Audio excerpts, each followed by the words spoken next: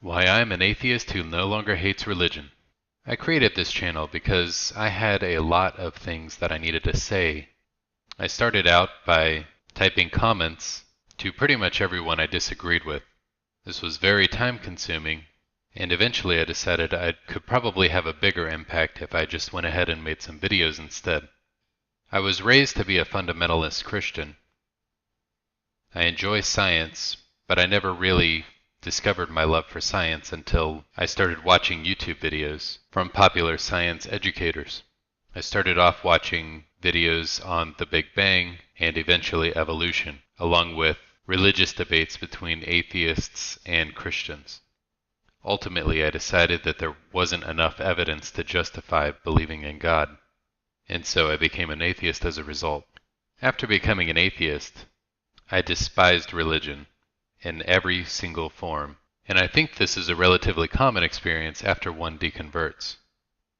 I saw nothing good coming from religions around the world, and even worse, I saw much evil coming from deeply held beliefs like those in Islam. However, after about a year of hatred for all these religions, I've noticed a problem coming from my own side. As I see it, there are two camps in the atheist community. There are the skeptics who are skeptical of every claim until sufficient evidence is provided. These people generally think logically and do not make decisions based on emotion. Then there is another camp that uses emotion as their primary drive for their decision-making process. This is a problem because they've essentially traded one religion for another, if indeed they were ever religious in the first place. It's the religion of these SJWs, social justice warriors, that I have a huge problem with. And many of these people are atheists. They do not bother fact-checking their claims to make sure that they are on the right side of these issues. Instead, they automatically side with whichever side they feel has been most marginalized in history, regardless of whether or not they are currently being marginalized or whether or not they are right in this particular circumstance. I've talked about it in previous videos, but issues like Black Lives Matter, where the stats simply do not agree with the narrative being pushed by Black Lives Matter activists and the mainstream media. The same goes with feminists, who take the time to complain about various pet peeves that they take issue with, and then claim that these minor pet peeves are somehow a huge systematic oppression imposed by the patriarchy. You know those pet peeves: mansplaining, manspreading, poor economic decisions made by women that feminists decided they wanted to call a wage gap, etc., etc. The thing I really wanted to talk about is how religion plays into this.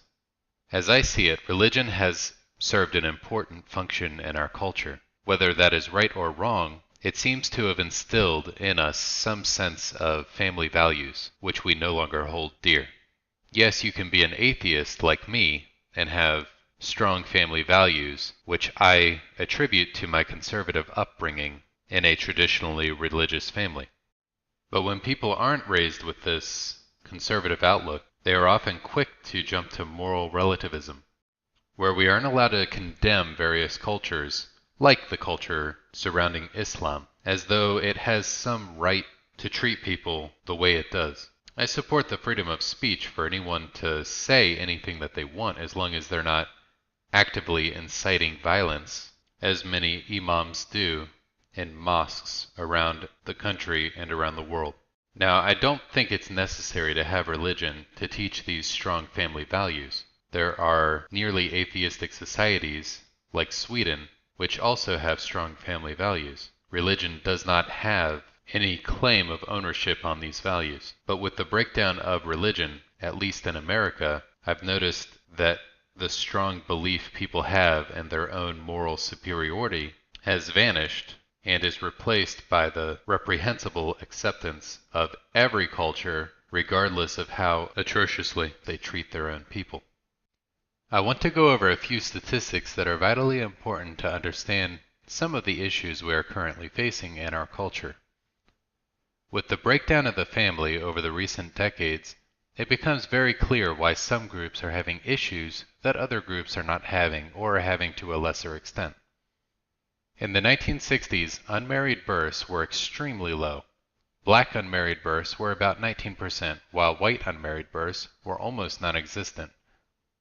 However, as you can see from the graph, there have been huge spikes in the number of unmarried births as the baby boomers began having children, and it has risen drastically ever since. Children who are in poverty between married parents, while still unfortunate, is extremely low compared to any other living arrangement. Single fathers tend to be able to provide a slightly better standard of living than single mothers, but a traditional family is still the best option for children. Feminists often champion this family breakdown by encouraging women to behave in ways that make them incompatible partners for all but the cuckiest of men, for lack of a better word. I do not believe that traditional gender roles are absolutely necessary as promoted by the religious. I do not believe women must be the homemaker and men must be the breadwinners. I encourage women to pursue what they want to pursue in life, but to be amicable with their partners in the process. And by that same token, I encourage men to behave in the same way. These statistics are objective. They show that traditional families really are optimal for reducing poverty. Gallup completed a survey of people who stated they are very happy based on a number of different issues, polling the percentage from most happy to least happy by each issue. Those who are happy by marital status, 57% say that they are very happy, while only 36% of unmarried couples are very happy. The percentage of people who say that they are very happy who attend church almost weekly is 54%, and less often than that is 42%. The happiest people tend to be married women, regularly religious, earn more money, are Republican, with a drop in people who are liberal, Democratic, young people, those with very high education levels and very low education levels, and an even bigger drop in people who are less religious, are dissatisfied with the U.S., are impoverished, and rounding out the very bottom are unmarried women, not married, and unmarried men. I think there's a lot to learn from these statistics, including the importance of maintaining a strong traditional family as it seems to promote happiness and reduce poverty. Maintaining a strong traditional family is a choice.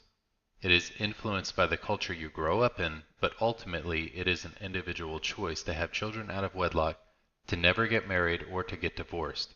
Improving the numbers in all communities, but particularly black communities, which seem to struggle with this the most, is vital to improving the social status, economic status, and happiness for all.